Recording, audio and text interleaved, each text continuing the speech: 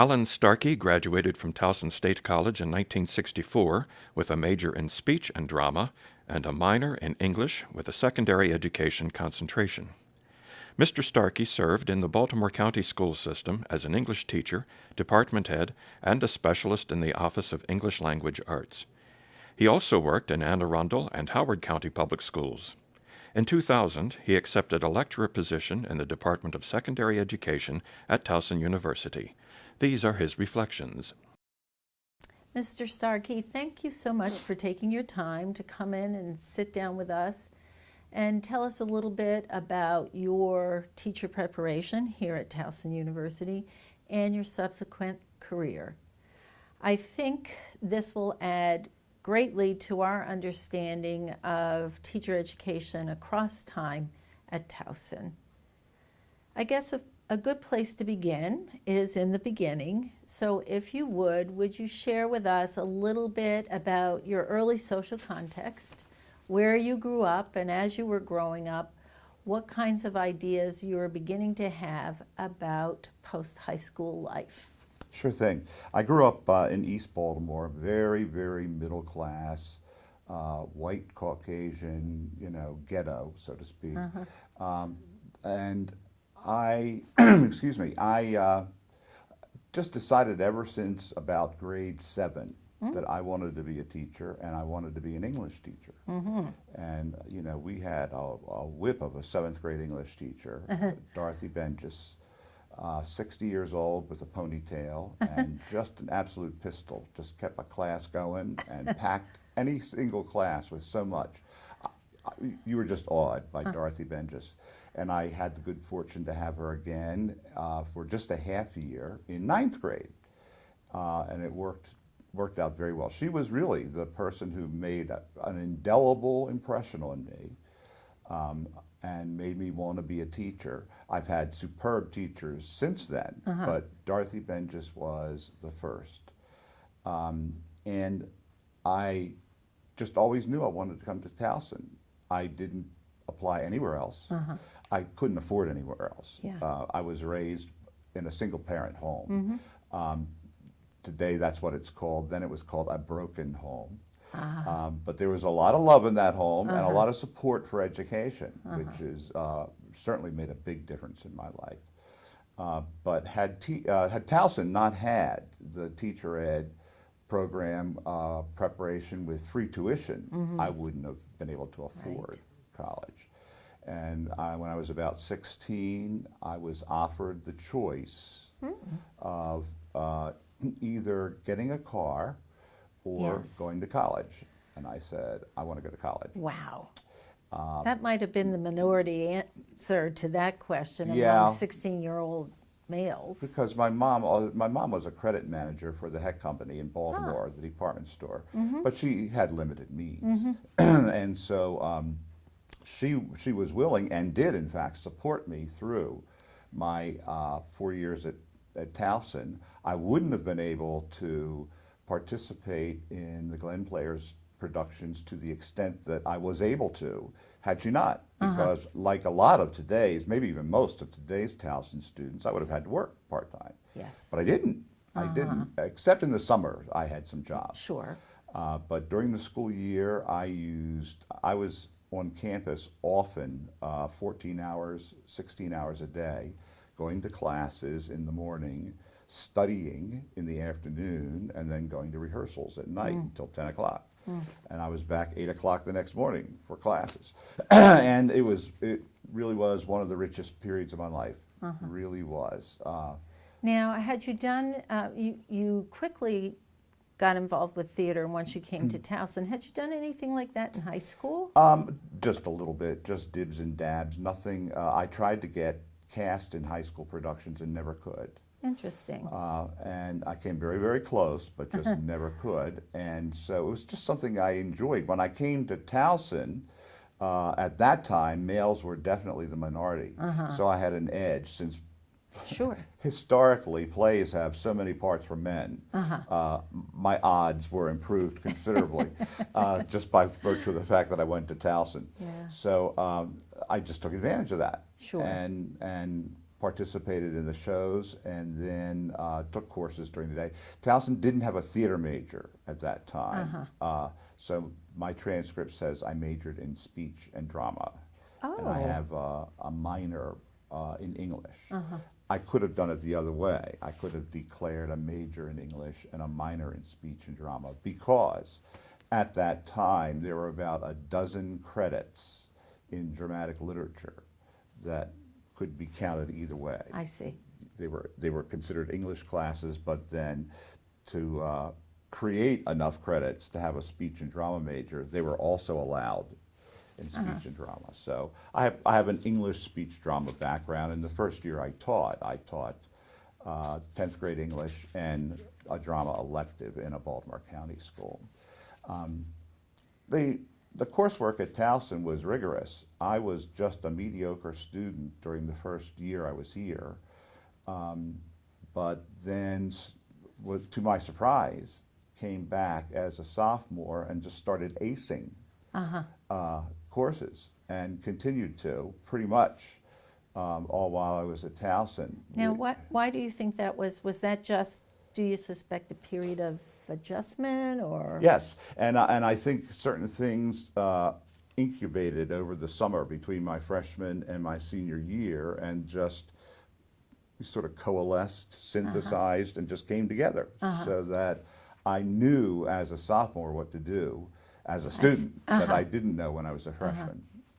Did you start doing theater immediately? Yep.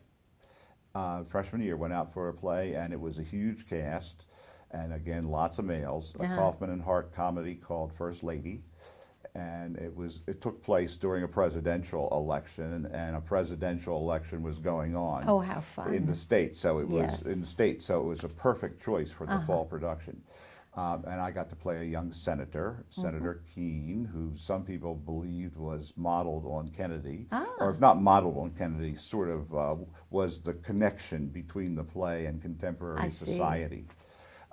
It was a great experience, and I just stuck with it for the rest of my college career. I always wanted to major in English, thanks to Dorothy Benjes, and thanks to the fact that I enjoyed reading. My rationale, and I tell students this today, my rationale for picking English was no matter what you're going to major in, you're going to be reading a lot.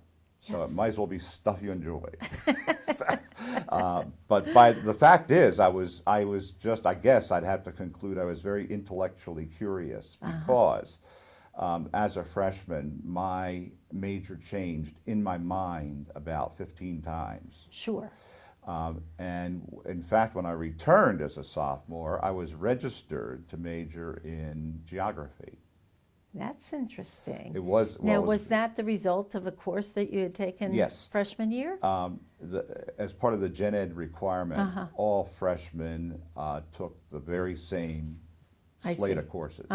And so there was an Elements of Geography course that was required, and I had another terrific teacher at that time, Dr. George Beischlag was a geography teacher, and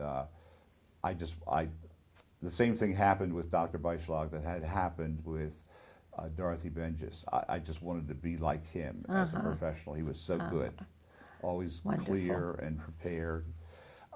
But when I returned as a sophomore, we had a new drama director who's by the name of C.R. Gillespie, Richard Gillespie, and I was so impressed with him that I think the first day back, I changed all my registration and picked up a speech drama major at that particular point, and stuck with it, well, along with English, until I graduated. But Dr. Gillespie hadn't had time to develop the program here, the curriculum for theater. So we still had a somewhat outdated set of courses, but he was responsible for creating the theater arts program, the theater arts department, he was responsible for promoting the design of the Fine Arts Building and especially the main stage theater there, which is terrific. And he had to, because I remember hearing a lot of the stories directly from his mouth, he had to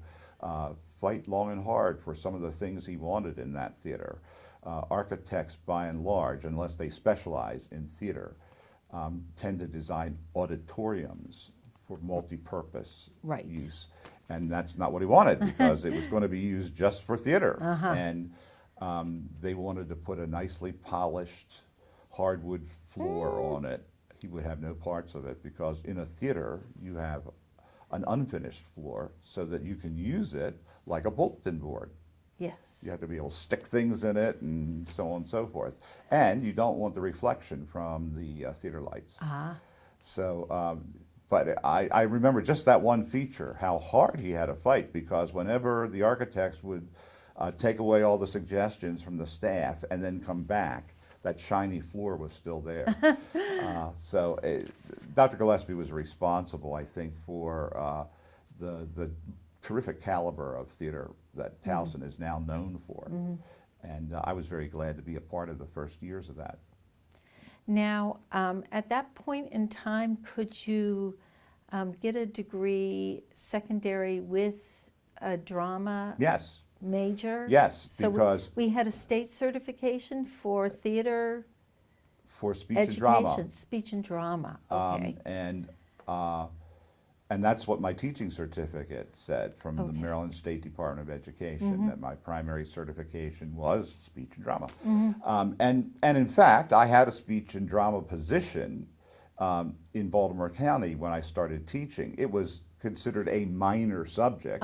It only met a few times a week, but there was a faculty member in every high school who was responsible for teaching speech and drama and for producing the student shows. Of course. So that was my job as a beginning teacher. Towson prepared me very well for it. The coursework at Towson was pretty rigorous, I must say that, and I already explained how I fumbled through my freshman year, but I did all right. It was nothing to be ashamed of, but the teachers at Towson were challenging, very challenging, and I think I grew a lot because I wanted to. Well, it sounds like you were more prepared at sophomore. Yes, I was, year. and as I say to my students today, that at the college level, you're the one who determines how much you learn, because it's all on you. And I was very, very conscientious as a student. I worked very hard, and it made a difference. It made a difference, and I sure have no regrets about it. Now, at what point did you take courses in education?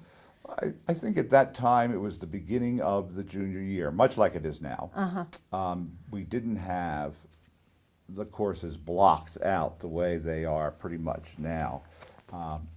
But everybody finished in 4 years at that time. It was not finishing in 4 years was the exception rather than the rule. Yes. And one of the problems, I think, for students, because of the proliferation of courses and because the expansion of the curriculum at Towson University, they can get waylaid very easily. And it wouldn't be possible, because I know this for a fact, it's not possible for any faculty member to know all the programs in all the departments and colleges. And so consequently, they can't advise them as concretely and specifically as I was advised. And so students today, for example, will take a course that they're assured will count for a certain gen ed category, and then they discover 2 years later it doesn't. And so they wind up staying longer. But we finished in 4 years. And an interesting thing that happened then, that doesn't happen anymore and can happen, was that as a senior, I had the option of student teaching either first or second semester. Oh, really? And if you did your student teaching first semester, then you came back to campus for a semester courses. Right. So you could accumulate your needed credits to graduate. So that's what I did. And it was the richest experience of my life, I think, were the years at Towson. Now, in your education courses before you student taught, was there any opportunity to go to schools and observe? Do you think you did something like that? Yes, I did, and principles of secondary education. And the observation was minimal. It was, I think, limited to 2 or 3 mornings. But I went to Robert Poole. Now it was a middle school, but it was a junior high then, Yes. Robert C. Poole Junior High in Baltimore City, and got to observe and dip into teaching just a little bit. The teacher there let us, because we went in teams, we went in pairs, the teacher there let us conduct a drill or some 20-minute activity so that we were on our feet in front of the classroom, and it was fun. And you said, I think I'm going to like this? Oh, I or- knew, yeah. You knew. Yeah. Okay.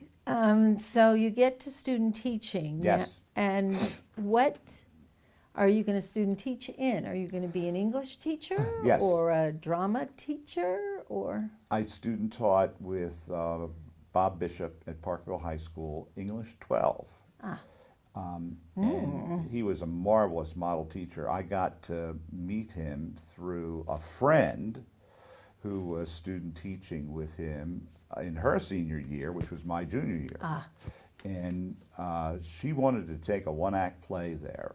And so she asked me to create it with her and then go to Parkville. So I got to meet Mr. Bishop early on and actually perform in his classroom.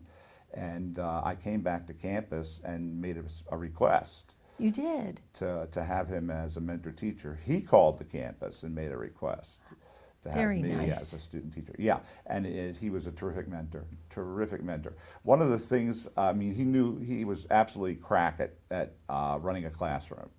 And that's what I wanted. I wanted Absolutely. to be. And he was absolutely superb at teaching me, showing me how to run a classroom. And as I've always said, if you can't teach them if you can't reach them. Well, you could reach a class that was run by Bob Bishop because it was very orderly, and without being so autocratic. But he just had a forceful personality, and in front of the classroom, you knew what the expectations were every second you were in his room. Yes. And I was fortunate enough to pick up on that and had no problems as a first-year teacher running a classroom. And if you can do that, I tell them, my students now, and I've said to student teachers I've worked with here at Towson, the same thing. If you can run a classroom, you can learn how to teach then while you're running your classroom, because a great extent of how we learn to teach and how we learn to run a classroom are learned the same way Dr. Freud learned psychoanalysis, through trial and error. You just, teaching is just so complex. There's no way any place or institution or book could fill your head with what you need to know and then send you out full blown as an experienced teacher. It takes time. It takes time. But I got a huge compliment at the end of my first year of teaching. And the biggest compliments I've gotten as a teacher weren't intended as compliments. They were just something that reinforced or supported what I wanted to do. And it was next to the last week of classes in early June.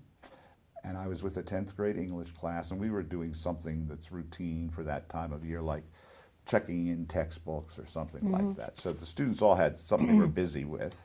And one young lady raised her hand and said, "Mr. Starkey, how old are you?" Well, I wasn't about to respond, and I said, "How old do you think I am?" And she thought for a minute, and she said, "Oh, about 35. Ooh. Yeah, I was 23. And I thought, yes, because I wanted. There's a certain amount of teaching that is acting and performance, performance art. So I wanted to project an older image, and apparently I succeeded. You did indeed. So she said 35. I said, that's a good guess. And I just just let it go. But Oh. that was thanks to Bob Bishop. Uh-huh. You know, and I've always been very grateful for what he taught me. I could just tell as when I was a junior at Towson and working in his classroom that not only did he know how to handle a class, but his first teaching assignment for at least 10 years was at Sparks Elementary School. And he treated those 12th graders, I could just tell, the same way he treated 6th graders at Sparks Elementary School. He never told them that, and they weren't aware of it. But they were right there, you know, because of it. And I thought, that's what I want to learn. That's what I want to And he now was do. a good model. Oh, then. yes, excellent. So Excellent. did you have an opportunity to do anything in theater when you student taught? Not when I student. Yeah. Oh, yes, I did. As a matter of fact, I'm trying to think now what it was. I think it was Death of a Salesman. But it only overlapped with like the first week of student teaching, or I wouldn't have. But had that was here on campus. Yes, it was. You didn't participate in anything at the school? The school wasn't doing like a senior play or something when you student No, taught? I got involved with. Oh, that's right. But you were doing it in the fall semester. So, it's I got involved with helping the choral director stage a Christmas concert. oh, well, that's fun. Yeah, it was fun. It was fun. And I just got a taste of what extracurricular responsibilities are about, because they're considerable at the high school level. Absolutely. Everybody's involved with the kids after school in some way, pretty much. So you finish in the fall, and then you have to come back and do one more semester of coursework. How were you feeling about your choice of teaching as a career after you student taught? Well, there still was. I didn't have any second thoughts. There was no. There never has been any regrets. And you were feeling pretty confident that this was something you could do. Oh yeah. Oh yes. Oh yes. I was apprehensive because I was still facing the unknown. But as Mr. Bishop pointed out to me, your own classroom will actually be a lot easier to run than taking over somebody else's classroom. Because I could always have him in the back of the room if I needed him, but I never did. And when the students are beholden to you, they fall in line rather quickly, I think. And as long as you're consistent in what you do, there's no magic to managing a classroom. But there needs to be organizations, there needs to be clear directions, there needs to be consistency in the way you interact, and consistency with the way you implement expectations. And then it just happens. It just happens. Was there any technique that you learned or any professor, in addition to your mentor teacher, that served you well, do you think, in terms of your early career as a teacher? Well, yes. My supervisor from the college was a young man in his first year at Towson by the name of Dr. James Binko. And he went on to become the Dean of the College of Education. Yes. And I got to be his colleague when I joined the staff here. He's now fully retired. But he taught a little one-credit course called AV equipment, audiovisual methods and materials. Okay? And today we have technology classes. Yes. The technology back then were things like film strip projectors and tape recorders and overhead projectors. And I could use those very confidently in the classroom when I went in. And that plus the feedback from him about my teaching, because he sat in my classroom a number of times, really put me in shape, I think. I felt ready and not apprehensive in any way that's abnormal for a beginning teacher. You applied for positions, or did they come on campus and recruit? I applied to Baltimore City and to Baltimore County Schools. And I was offered a position teaching 10th grade at Western High School, or 10th grade plus drama at Perry Hall High School. I took neither because I went to the University of Maryland to do a master's program in theater and Oh. to accept a graduate assistantship. So my first teaching job was actually college speech as a speech requirement, and I was a graduate assistant, and I taught 4 sections of that each semester. And while I was taking 9 credits in the graduate program towards a master's, I chose not to complete that master's for reasons I need not go into, but I left at the end of a year. I see. Reapplied to Baltimore County and Baltimore City and was offered English 10 at Western and English 10 and drama at Perry Hall. Isn't that funny? Same two, yes. And I decided I was going to do the drama English Of combination, and so I went to Perry Hall. And how was that first year? Tell us a little about that. What I say to students today is that I've never worked harder in my life than I did as a student teacher and as a first-year teacher. You're working from an empty file cabinet. Yes. So everything you're doing from scratch. And I was fortunate enough to be in a school where my colleagues in the English department at Perry Hall were just very generous with what they would share in the way of, oh yes, I've done that, and here, you can use these materials. My English department head, Jean Coleman, was just incredibly skilled at helping me solve the few classroom problems that came up. Nothing out of the ordinary, but she was just very good at pointing me in the direction I needed to head. And it was a wonderfully satisfying year. I was lucky enough to wind up with some great school administrators. Maynard Cadle was the principal. He later became the principal at Delaney High School, where I also taught. And Polk Roberts, who eventually became principal at Cockeysville Middle School, was one of the assistant principals. Jim Bowerman was the other assistant principal, and he went on to become principal at Perry Hall, and I worked for him for just a year. But they were bright, sharp as it's possible to be, and very supportive of faculty members. If Maynard Cadle didn't like something you did, or he thought you made a horrendous decision, he would never say so in front of parents. He would support you, and then one-on-one, behind closed doors, he would let you know why that wasn't the best decision, but not in an unpleasant way at all. Right. But in other words, the support was there. Yes. You could count on the support, and it was great. It was great. And as your career continues, Yes.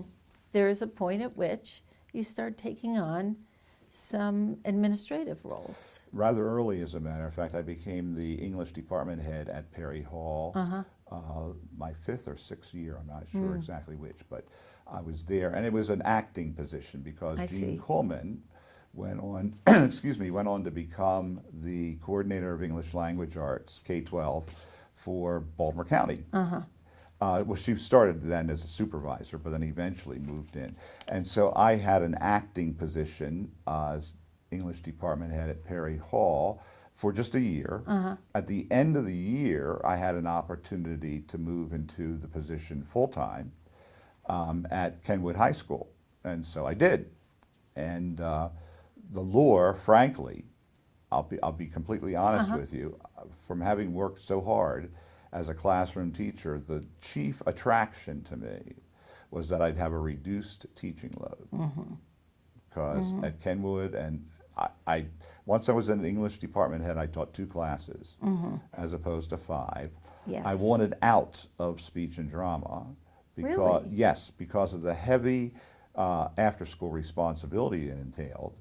And I've always, when I'm committed to something, I always go at it 110%, is the way I put it. And so I did 3 productions a year at Perry Hall. Fall, spring, and then in January, I really coordinated a student one-act play festival that the students directed. But it was still another production. Yes. And I just thought, I can't be 50 years old and doing this. Yeah. You know, and I really do enjoy teaching English as much and maybe more than teaching drama.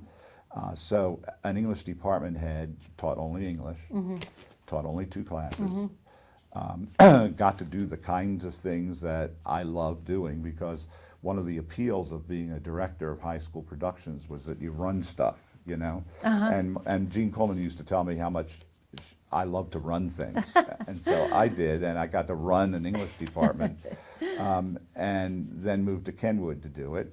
And that's when I learned something that my professors at Towson had mentioned many times, but just I had had no firsthand experience with it, which is the way a school is affected and shaped by the community in which it exists. Oh, interesting.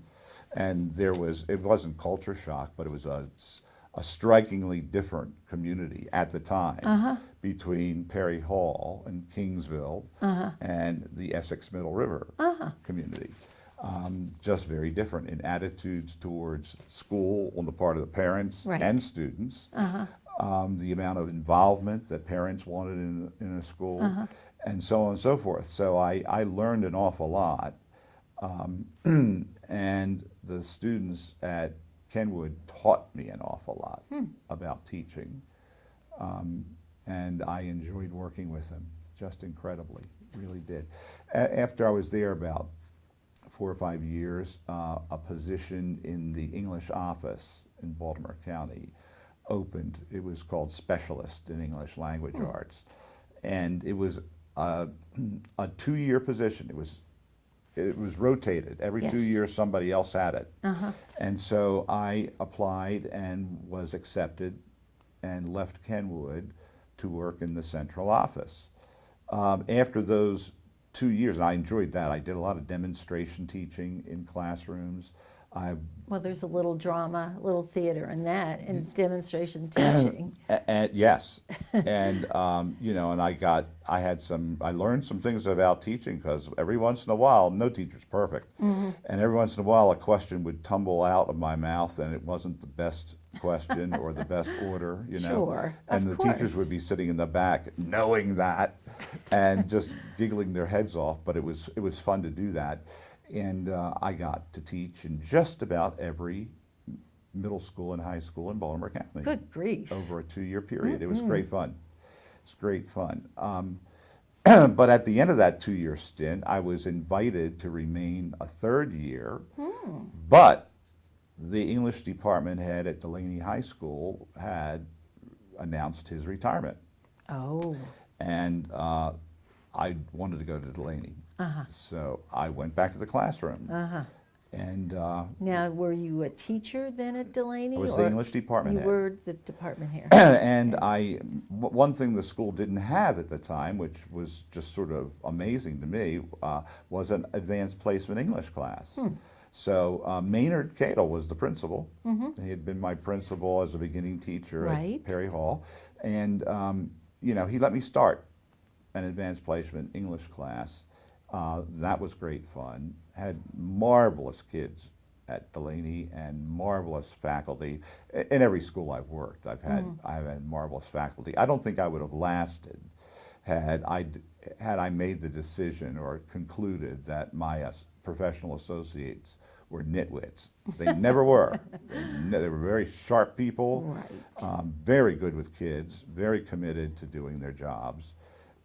And so I had a field day at Delaney. In some ways, it was the best years of my career. Now, what would distinguish an AP English class from a regular English class? What kinds of things did you add or change? Well, we focused on skills that are more often associated with college-level English classes during the freshman year especially. And there's a big emphasis in the AP exam at the time, I think there still is, on what is referred to as close reading. And so the kids needed a lot of help with that. And so we spent a lot of time.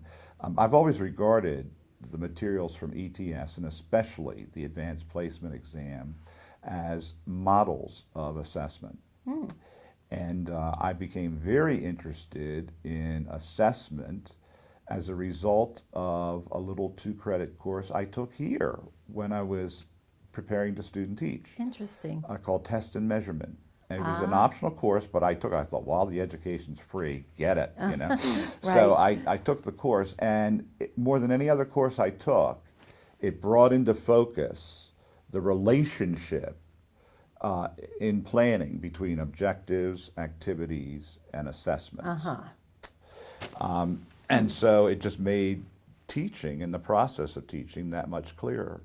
And so whenever I'd look at an ETS exam, Educational Testing Service, they were just always pristine examples of tests and measurements, which was the term that was used then. Right. In the English classroom or in the advanced English classroom.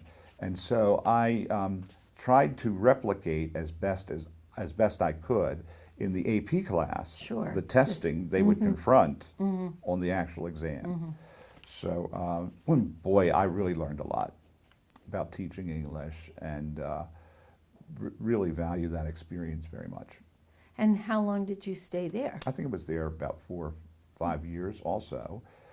And then somebody gave you a call, or No. you saw something? No? Dean Coleman knew I was interested in going into supervision and curriculum work, because I participated often on curriculum writing committees in Baltimore County once I became an English department head, because it was a 12-month position, and that was our job in the summer. That's right. To write curriculum.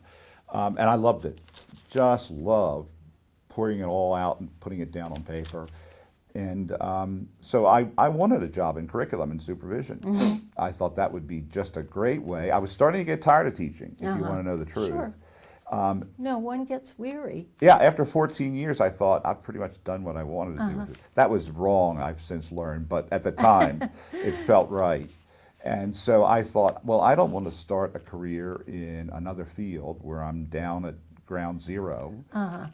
I would like to do something that I can use or base on my experience in the classroom. Right. So supervision was a natural for me. I wasn't interested in administration, making up schedules or handling bad kids. You know, I just wasn't interested in that. And I wasn't interested in running a school. I was interested in curriculum. So she visited Delaney one day, and she said, well, you know, Arundel County has just posted a vacancy for their coordinator of English. So I applied and got it. Yes. And moved to Arundel County and served as their K-12 coordinator of English. A mammoth job, because instead of having a staff of supervisors, I was it. Oh my. For the whole school system. The school system was only about 2/3 the size of Baltimore County, still is about 2/3 the size of Baltimore County, but it's huge. It's huge, and worked very hard there, but again, learned a lot, loved the teaching staff, just enjoyed that, and then I was there. I'm sorry. No, I was going to say, what kinds of things did you do in that position? I directed the writing of curriculum in the summers. I had curriculum writing teams that I was responsible for. I directed the review and selection of textbooks. I was responsible for directing the review of textbooks if, for example, a parent or community member filed a complaint about the content of a textbook. I was the one who was responsible for bringing a committee together and reconsidering that choice. It was very nice. I observed teachers, and to solve the problem of one versus hundreds, I developed something that worked very well for me. I would call it a program review, and I would go into a school for just a day, and instead of observing teachers for a full period, I did that with non-tenured teachers because we had to. But with the tenured teachers, I would simply move in their classroom and excuse me, and stay, observe for about 10 or 15 minutes, and then move to another classroom and make notes about what I was seeing. And I asked them, I would always give them a menu of options At the time, the writing process was very, very new as an Yes. instructional model. So they could do something with that. They could teach a revision lesson or a pre-writing lesson or conduct a journal writing activity.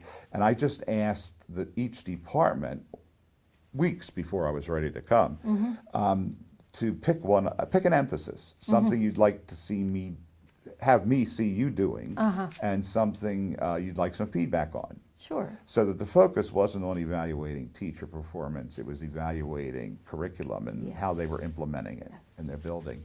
And then we would meet after school, and I would give them feedback anonymously. I would just say, well, I saw this in one room, and I saw this in one room. It worked very well, actually. I was very pleased with it. When I went, after about 4.5 years there, Howard County made me an offer I couldn't refuse. They had their coordinator of English resigned to take a principalship, Interesting. which she wanted very much. And I applied and became the coordinator of English in Howard County. And since they offered me $10,000 more than Arundel was in a position to, I moved and went to Columbia to finish out my career in public education. And I did basically there the same thing I did in Anne Arundel County. It was just a different culture and very interesting differences in a different sense of professionalism on the part of the staff. Terrific experience. I was there for 13 years. Wow. So that was a very good fit. A very good fit. Loved it. And then after 13 years, were you thinking? Well, it was 33 years in the profession at that point, and I think I'm ready to retire. Yeah. And I had the good fortune to be in the old teachers' retirement system, and I was advised by some people who know much more about numbers than I do, that is some fellow math teachers, that 33 years is about the top off for the old retirement system. They said if you work beyond 33 years, you'll never see the money that you're paying into the retirement system. I don't know how true that is. I don't know either. But it had credibility with me. And so after 33 years, I just decided that was it.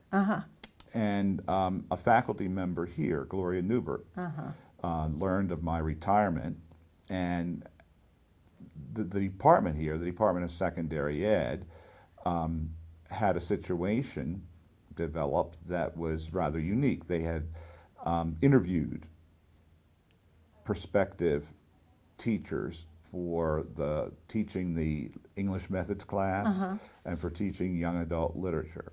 They got 2 applicants that they wanted, and they invited their top applicant, and she turned them down. Whoa. And they invited their second best applicant, and she turned them down. Oh dear. So Gloria said, would you be interested? And I said, yeah. So I never planned on a second career. But this opened, and I gladly took it and discovered how much I missed teaching. Oh, isn't that interesting? Yes, it's very interesting, and have enjoyed it hugely. I mean, it's just teaching has never felt like work. And I'm very pleased when that occurs to me, because it's true.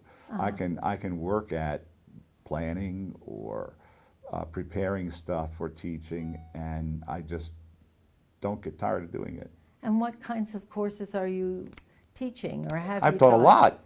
I'm no longer teaching the English methods or the young adult literature class, but I taught Foundations of Education, which is now almost gone away because it's been replaced by some new courses. I helped develop a course that I just love teaching. It's called Adolescent Learning, Development, and Diversity, and it's a learning theory course, and it's multidisciplinary, as is another course that I helped to develop. I didn't direct the development of it, but I helped to develop the seminar on education, ethics, and change. which next semester we will have 17 sections of it. Wow. Because it's one of the options that undergraduates can take in I any see. field. I see. But it's about the ethics of teaching, and it's so interesting to teach. I really enjoy it. Uh-huh. Also multidisciplinary. Yes. And I think one of the things I've learned from my years in teaching is that what we call subjects are really rather artificial distinctions, that it's all connected. And the research into memory and the brain pretty much confirms over and over again that the more connections we can help learners make between the bits of information we're dispensing, the more they're likely to retain them. And that's been one of my pleasures then in working with both of those courses. It's possible to link them to sociology, psychology, philosophy, history, literature. It's just fun to do. Yes. Wonderful. Now, was my understanding that you sort of went back to your love of AV and technology and sort of updated for, a new millennium? When I was, when I was a coordinator for the Howard County Schools, PowerPoint came into being, and I never got to use it. Although one of my colleagues knew enough about me and my love at the time for staff development that they said, you would just love this. Well, I do and I don't. Oh. PowerPoint can be a marvelous enhancement to what you're saying, but it can be deadly. There's the expression death by PowerPoint, which I'm afraid I've probably been guilty of when it comes to a class. But there are terrific ways you can use it if you're willing to make it visual, not verbal, and if you're willing to you don't let it or try to make it the presentation. You're the presentation. And PowerPoint is simply an enhancement. And I've developed an equal interest in other presentation tools like Haku Deck and Prezi and Keynote and so on and so forth. So I think presentation software can be a big enrichment source. Now, do you have an opportunity to work with students and making them familiar with these? Yes. This In software? fact, I build course projects around it so that I can teach them some ways not to bore a class, because I think presentation skills are fundamental to being a good teacher in any subject. That's what you're doing. Yes. And so I have either team or individual projects in my courses related to presentation software. And the students then get to use it and get some feedback about how they've used it in class. And also, one of my colleagues, when I was new on the faculty at Towson, said, these folks all want to be teachers, so we ought to all get a sense or a taste of how good they are on their feet in front of a class. And because Makes sense. Yes, there are times, for example, in secondary ed department meetings when we have to talk about a particular candidate for teaching certification, and it helps if you've had even a chance to see 10 minutes of them, in front of the class. So, yeah, I use it a lot. The thing I'm most interested in and have really enjoyed working with as a teacher, however, at the college level is discussion, seminar discussion, and teaching teachers something I know how to do that wasn't taught to me when I was a beginner, and it's a critical skill. It's how do you ask questions? We put such a focus on answering questions, and a good teacher knows how to ask questions and probe for responses. And so I get to model that and even teach a little of it to the undergraduates I work with. That's great. Now, we had this other sort of part of your life called theater and performance, and surely that continued. I mean, we are the sum total of all of what we do, and that certainly affects our teaching. And was that still going on? Sure. In fact, and it was still going on in conjunction with Towson, because I got invitations to be a guest artist on campus for some of the Maryland Arts Festival productions that were done during the summer, and enjoyed that hugely, just enjoyed that enormously. I think I would have enjoyed a career in professional theater, no question about it. And I do not think, however, that I have the personality for a career in professional theater. I think I have the acting ability naturally, but I don't think I have the personality to not know where the next paycheck's coming. I see. And be comfortable with that. And in theater, at least initially, that you have to be comfortable with that. Sure. I'm also, because of what I said about having an easier time of it getting roles on a campus where males were in the minority, I never had to work as hard at auditioning as you do in professional theaters. I see. And I think I would have been just crushed had I auditioned and not gotten roles, which you just have to develop a tough hide for. I guess so. And that probably happens more often than not. Yes, and I didn't have that tough hide. So I just stayed put and acted occasionally. And I haven't acted in quite some time now. And I guess something could interest me, but nothing has come up that I want to do. I do recall that our current president, Marvine Lusky, came to speak to the whole College of Education, just introduce herself. And she's made a few fond hellos at the beginning of that session, and one was to you. Apparently, she had been your leading lady in a production or two, I don't know, but that's kind of fun, too. It is great fun. I was invited to play Henry in Line in Winter, opposite Marv, and it was just a great experience. One of the problems I have with professional theater is that the only director I ever really loved working with was Dr. Gillespie. And I could work with other directors, and did, but that wouldn't be the case routinely out in the professional theater world. I'd have to work with other directors. I'm afraid so. Yeah, and so I really enjoyed working with him and working with Marvine. It was just a terrific experience for me. We always ask one last question, which is, I'm getting ahead of myself. We're not at that point yet, I don't think. When you came to Towson and you taught here, I think that people were very appreciative of your effort. And if I'm not mistaken, you have earned some kind of recognition by the college for your teaching. And I don't want us to sort of move on before that's acknowledged and maybe talked about a little bit.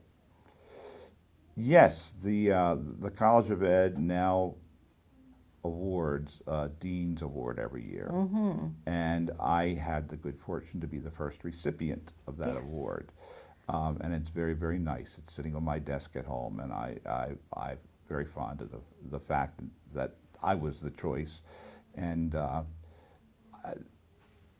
it's always nice to be commended by peers. Yes, the compliments from students are nice, but when peers commend you, it just means so much more, and that's what it amounted to for me. Absolutely. Well, and it might be the Dean's Award, but the Dean does not make the decision. That's right. He sort of does that on the recommendation Yes. of faculty, so that was quite an honor.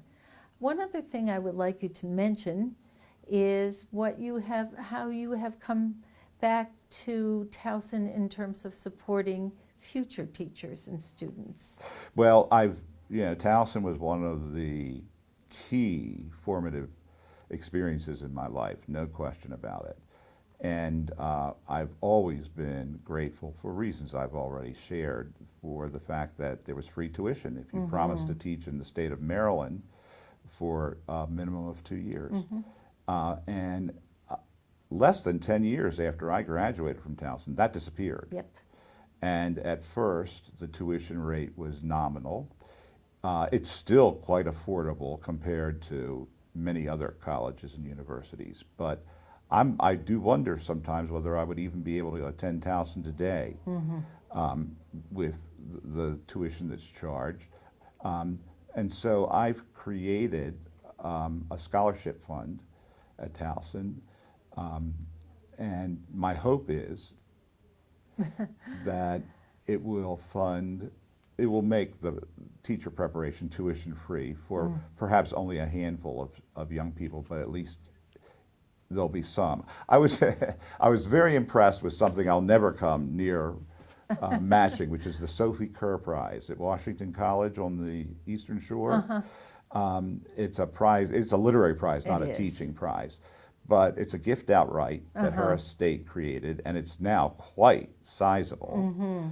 And I just thought, well, what a nice legacy that would be. So I've set up a fund that won't come anywhere near Sophie Kerr's, but will still provide, over time, will provide scholarship money to students who want to teach. And the chief and almost only condition is that they want to teach at the secondary level, any subject. Yes. Any subject.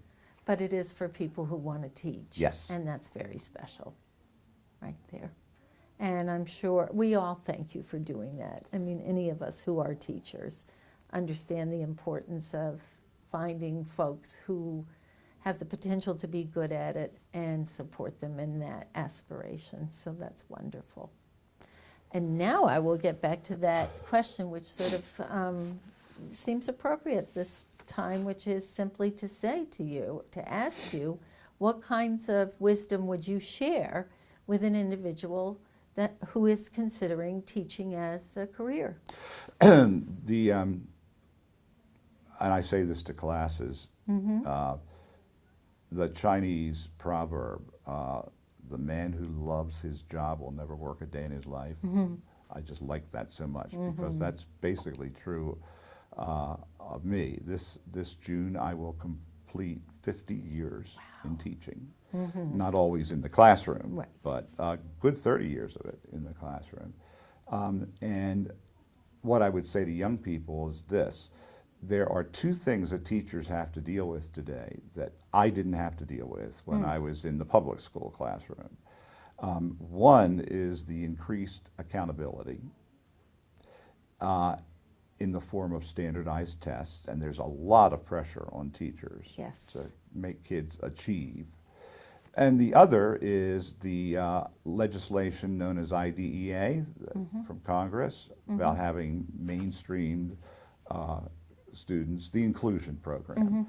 They're, you can't argue with either one of them because of the value I placed on assessment. I played a role in bringing those standardized tests into being, and I have no regrets about that, really. But they're just two responsibilities that I think could weight a teacher down if he or she were not psychologically prepared to deal with them and confront them. So I urge prospective young people, prospective teachers today, the young people to be aware of that. And if you are aware of it, go for it.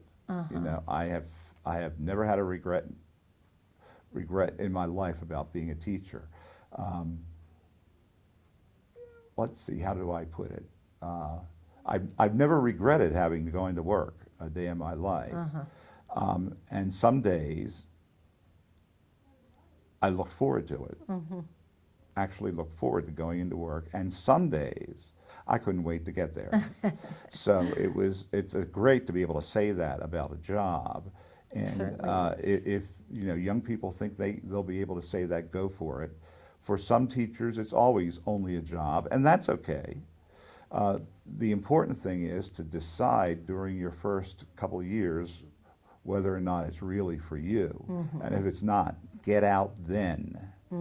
Because after about 6 or 8 years, you are so far up the pay scale that it's difficult to find an entry-level job in another profession that'll pay you a comparable amount. And so my point is, a lot of people who really don't like teaching wind up being stuck in the teaching profession, and that's not good for the kids they're servicing. So,